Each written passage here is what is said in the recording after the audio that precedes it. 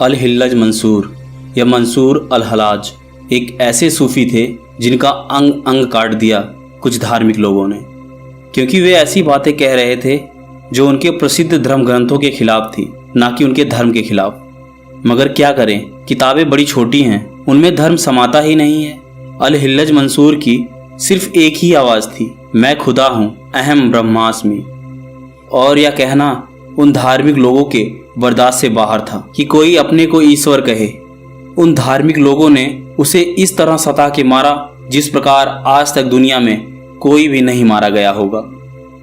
उस दिन कई घटनाएं घटी जिसमें मंसूर का गुरु जुनैद, जो सिर्फ गुरु ही रहा होगा, क्योंकि उस तरह के गुरु दर्जनों में खरीदे जा सकते थे। ऐसे गुरु आपको हर जगह मिल जाएंगे, गांव गांव मिल जाएंगे, शहर शहर मिल जाएंगे। कुछ भी अंट संट बक देते हैं, कान में फूंक देते हैं और बन जाते हैं गुरु। जुनैद अल हिल्लज से कह रहा था, भले ही तुझे ऐसा महसूस होता हो कि तू खुदा है, पर ऐसा कह मत।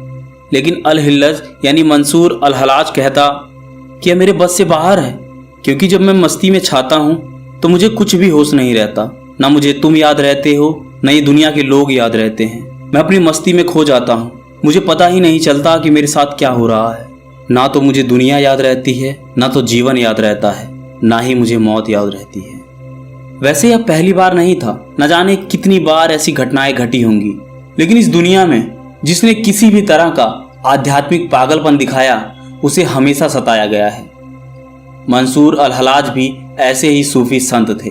कहते हैं मंसूर अल हलाज जब तक जीवित रहे विवादों ने उनका पीछा ही नहीं छोड़ा। वैसे उन्होंने दावा किया था कि मैं ही सत्य हूँ, जिसे धर्म विरोधी माना गया, और इस कारण उन्हें 55 साल की उम्र में बड़ी बेरहमी के साथ मौत की सजा दे दी गई। हालांकि सच्चे ईश्वर प्रेमी समझते थे कि उनके यह कहने का क्या मतलब है, और वे लोग मंसूर का बहुत ही आदर किया करते थे और आज भी करते हैं। पर उन दिनों की बात है जब मंसूर बगदाद में थे। अपने सूफी गुरु जुनैद से उन्होंने कई विवादास्पद सवाल किए, लेकिन जवाब देने के बजाय जुनैद ने कहा, एक समय ऐसा आएगा जब लकड़ी के एक टुकड़े पर तुम लाल धब्बा लगाओगे। उन्होंने इस बात से इशारा कर दिया था कि एक दिन मंसूर को फांसी के तख्ते पर लटका दिया जाएगा। वैसे इन बातों का मंसूर पर कोई असर नहीं होता था। मंसूर ने जवाब दिया, जब ऐसा होगा तो आपको अपना सूफी चोला उतार कर एक धार्मिक विद्वान का चोला धारण करना होगा। यह भविष्यवाणी तब सच हुई जब मंसूर की मौत का हुक्मनामा तैयार किया गया और जुनैद से उस पर दस्तखत करने को कहा गया। हालांकि जुनैद दस्तखत नहीं करना चाहते थे, लेकिन बगदाद के खलीफा इस बात पर अड़ गए कि जुनैद को दस्तखत करने ही होंगे। खैर, जुनैद ने अपना सूफी चोला उतार दिया और एक धार्मिक विद्वान की तरह पगड़ी और अंगरखा पहनकर इस्लामिक अकादमी पहुंचे। वहां उन्होंने यह कहते हुए मौत के फरमान पर दस्तखत किए कि हम मंसूर हलाज के बारे में फैसला सिर्फ बाहरी सत्य के आधार पर कर रहे हैं। जहां तक भीतरी सत्य की बात है तो इसे सिर्फ खुदा ही जानता है, क्योंकि उस समय हर व्यक्ति जानता था कि मंसूर जो कह रहा है वह सत्य है, और मंसूर ने जो यह कहा कि वह ईश्वर है, वह खुदा है, यह भी सत्य है। जुनैद से मिलने के बाद अगले 5 साल तक उन्होंने एक उच्च आध्यात्मिक अवस्था में मध्य एशिया और ईरान के कई इलाकों की यात्रा की। विद्वानों और आम लोगों दोनों ने ही उनकी शिक्षाओं और प्रवचन को हाथों हाथ लिया और उनकी भरपूर प्रशंसा की। अपनी तीखी परख के कारण वे हलाज यानी रहस्यों के उस्ताद के रूप में जाने गए।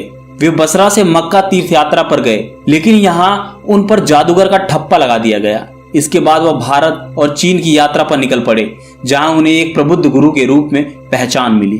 उन्होंने मक्का की अपनी दूसरी हज यात्रा की और वहां 2 साल तक रहे, लेकिन उनके आध्यात्मिक सीख बांटने के तरीकों में एक बड़ा बदलाव आ चुका था। उनकी शिक्षाएं अब बहुत गुण हो चुकी थीं और मैं ही सत्य हूँ का दावा करके वे लोगों को एक ऐसे सत्य की ओर आकर्षित करने लगे थे जो शायद कुछ लोग समझ नहीं सके। उनके द्वारा किए गए चमत्कारों के बारे में कई किस्से फैलने लगे। लोग उनके बारे में तरह तरह की राय रखने लगे। कहा जाता है कि मैं ही सत्य हूँ कि धर्म विरोधी दावे की वजह से उन्हें करीब 50 इस्लामिक शहरों से खदेड़ दिया गया। कहा जाता है कि मक्का की दूसरी हज यात्रा पर करीब 4000 लोग मंसूर के साथ गए थे। पूरे 1 साल तक वह काबा के सामने नंगे पैर और नंगे सिर ऐसे ही खड़े रहे। रोज एक आदमी उनके सामने कुछ रोटियां और एक जग पानी रख जाता, लेकिन कभी कभार ही ऐसा हुआ कि कि हलाज ने उन रोटियों और पानी को हाथ लगाया। नतीजा हुआ कि उनका शरीर हड्डियों का ढांचा भर रह गया। बगदाद से वापस आने पर कट्टरपंथी धार्मिक लोगों ने उन पर धर्म विरोधी होने का आरोप लगाया और उन्हें 1 साल के लिए जेल में डाल दिया। जेल में शुरू के 6 महीनों तक लोग लगातार उनसे सलाह लेने आते रहे, लेकिन जब खलीफा को इस बात का पता चला तो उसने हुक्म दिया कि हलाज से कोई नहीं मिल सकता। जिस जेल में हलाज को बंद किया गया था उसमें 300 कैदी थे। एक रात मंसूर ने उन कैदियों से पूछा कि क्या आप लोग जेल से आजाद होना चाहते हैं? कैदियों के हाँ कहने पर मंसूर ने अपनी उंगली से एक रहस्यपूर्ण इशारा किया। अचानक सभी हथकड़ियां और ताले टूट गए और जेल के दरवाजे खुल गए। सारे कैदी जेल से भागने लगे, लेकिन हलाज नहीं भागे। भाग रहे कैदियों ने हलाज से जब उनके नहीं भागने का कारण पूछा तो हलाज ने जवाब दिया, मेरा मालिक के साथ कुछ गुप्त मामला चल रहा है जिसका खुलासा सिर्फ फांसी के तख्ते पर ही हो सकता है। मैं अपने मालिक यानी खुदा का कैदी हूँ। इस घटना के बाद खलीफा ने उन्हें मौत की सजा सुना दी। कहा जाता है कि बगदाद में 1 लाख लोग उनकी फांसी को देखने के लिए इकट्ठे हुए। 500 कोड़े मारने के बाद उनके हाथ पैरों को काट दिया गया, उनकी आंखें निकाल ली गईं और जीभ को भी काट दिया गया। उनके छत बिछत शरीर को ऐसे ही तड़पने के लिए छोड़ दिया गया। कुछ समय में ही उनकी मौत हो गई। जब जल्लाद ने उनका सिर काटा तो उनके धड़ से खून की धार फूट पड़ी और तेज आवाज आई, मैं सत्य हूं। अचानक उनके शरीर से कटा एक एक अंग चीखने लगा, मैं ही सत्य हूं। इसके बाद उन पर उंगली उठाने वालों को एहसास होने लगा कि उन्होंने खुदा के एक लाडले की हत्या कर दी है। मंसूर भारत में धर्म ग्रंथों और उन चीजों को सिखाने आए थे जो वे जानते थे। वे बस इन्हीं सब चीजों के बारे में बात करते थे। लेकिन जब वह गुजरात और पंजाब पहुंचे तो उनकी मुलाकात कुछ ऐसे सच्चे आध्यात्मिक दीवानों से हुई जो परम आनंद की एक अलग ही अवस्था में थे। जब वह वापस लौटे तो बस एक लंगोटी पहने हुए थे। वैसे मंसूर जिस समाज से आते थे उसमें अगर कोई आदमी केवल लंगोटी पहने हुए यूं ही सड़कों पर घूमता दिखे तो उसे घोर पागल समझा जाता था। अपने भीतर परम आनंद का अनुभव कर रहे हलाज ने कहना शुरू कर दिया, मैं कुछ नहीं हूं, मैं कोई नहीं हूं। इसके बाद वह पागलों की तरह सड़कों पर नाचने गाने लगे। वैसे जब आप परम आनंद की अवस्था में होते हैं तो आपके व्यक्तित्व का ढांचा जो सख्त होता है वह ढीला पड़ जाता है। मानो भट्टी में पूरी तरह पका हुआ मिट्टी का बर्तन फिर से कच्ची मिट्टी का बर्तन बन जाए। वह फिर से नरम और लचीला हो जाता है।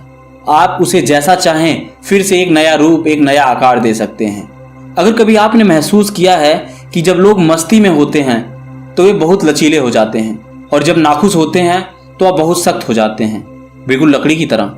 जब लोगों ने देखा कि मंसूर पर पागलपन सवार हो गया है तो उन्होंने उनसे दूरी बनाना शुरू कर दी, पर उन्होंने उनका विरोध नहीं किया। लेकिन जैसे ही उन्होंने कहा मैं खुदा हूं तो उन पर तमाम तरह के आरोप लगाए जाने लगे। वह मक्का जा पहुंचे। वहां हर कोई काबा के चक्कर लगा रहा था। उन्होंने सोचा कि यहाँ इतनी भीड़ क्यों है, हर कोई यहीं क्यों चक्कर लगा रहा है। उन्होंने वहां से हटकर पास की एक गली में एक और पत्थर की स्थापना कर दी। संभवतः उन्होंने उस पत्थर में प्राण प्रतिष्ठा कर दी थी। उन्होंने देखा कि उन दोनों जगहों की ऊर्जा एक जैसी थी।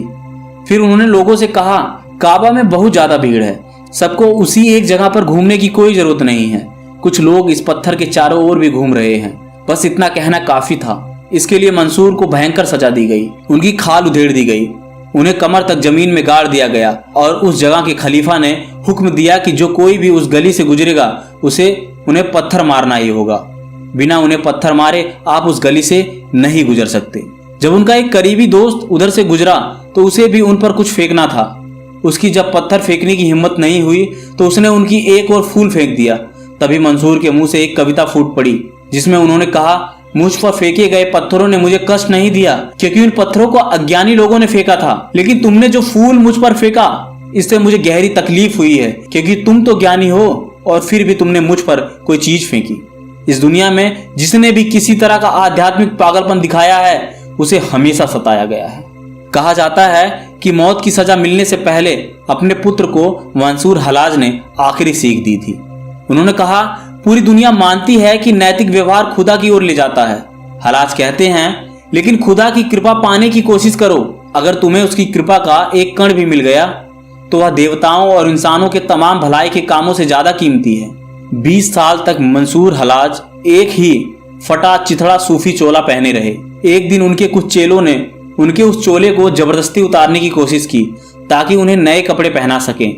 जब पुराने चोले को उतारा गया तो पता चला कि उसके भीतर एक बिच्छू ने अपना बिल बना लिया है। हलाज ने कहा, यह बिच्छू मेरा दोस्त है जो पिछले 20 साल से मेरे कपड़ों में रह रहा है। उन्होंने अपने चेलों से जिद की कि तुरंत उनके पुराने चोले और उस बिच्छू को बिना नुकसान पहुंचाए उन पर वापस डाल दें। वैसे मंसूर हलाज को सिर्फ इसलिए मार दिया गया क्योंकि उन्होंने एक पत्थर में प्राण प्रतिष्ठा कर दी थी। इसलिए मार दिया गया कि उन्हें यह ज्ञान हो गया था कि वह ही सत्य है। उनका यह कहना कि अहम ब्रह्मास्मि यानी मैं ही खुदा हूं, सिर्फ इसलिए उन धर्म विरोधियों ने उन्हें मार दिया। वैसे किसी के जाने के बाद ही उसकी कीमत का पता चलता है, तो मंसूर के जाने के बाद लोगों को यह एहसास हो गया कि मंसूर कोई भ्रम नहीं बल्कि वास्तव में मंसूर खुदा थे। तो दोस्तों, आपको अल हिल्लज मंसूर या मंसूर अल हलाज के बारे में जानकर कैसा लगा? अपनी राय नीचे कमेंट बॉक्स में अवश्य दीजिएगा। अगर आपको वीडियो पसंद आया है तो वीडियो को लाइक और दोस्तों के साथ शेयर करना मत भूलिएगा। अगर आप चैनल पर पहली बार हैं तो चैनल को सब्सक्राइब कर लीजिए ताकि इस तरह की नॉलेजेबल वीडियो आपको मिलती रहे। मिलते हैं किसी और वीडियो में किसी नई जानकारी के साथ। तब तक के लिए नमस्कार।